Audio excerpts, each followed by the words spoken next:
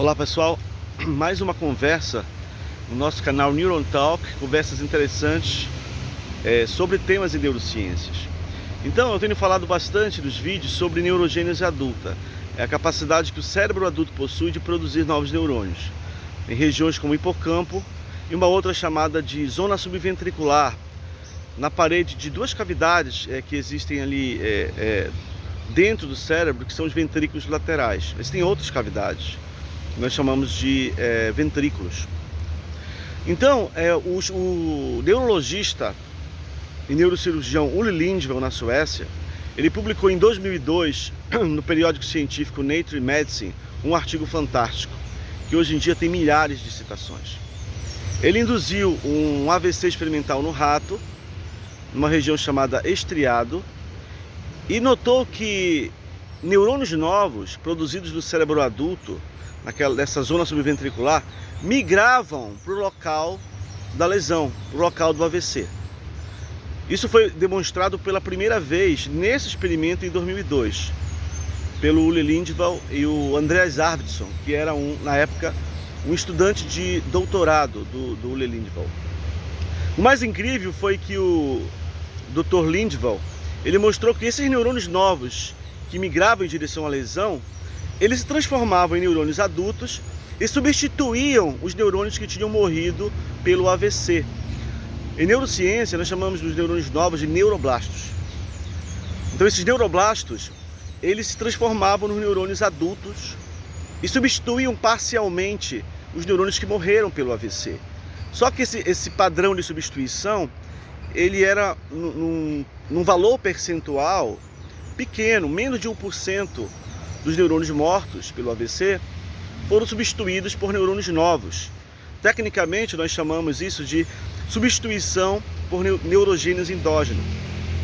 Então, depois desse experimento, um grande número de investigações científicas tentaram desvendar esse mecanismo e gerar uma esperança que um dia uma terapia similar pudesse ser aprovada em humanos. Ou seja, a pessoa tem um AVC, ao invés de usar um medicamento ou usar células-tronco, que vai ser o tema de um outro vídeo que eu vou fazer, se esperaria que o próprio cérebro usasse o seu mecanismo endógeno de reparo. Pelo menos em roedores isso acontece. Será que esse mecanismo de reparo endógeno existe no cérebro humano? Existem evidências científicas que o cérebro humano adulto também produz novos neurônios o tempo todo, inclusive na zona subventricular. Então é possível que certa recuperação espontânea que as pessoas têm após terem um AVC possa ser por substituição pela chamada neurogênese endógena.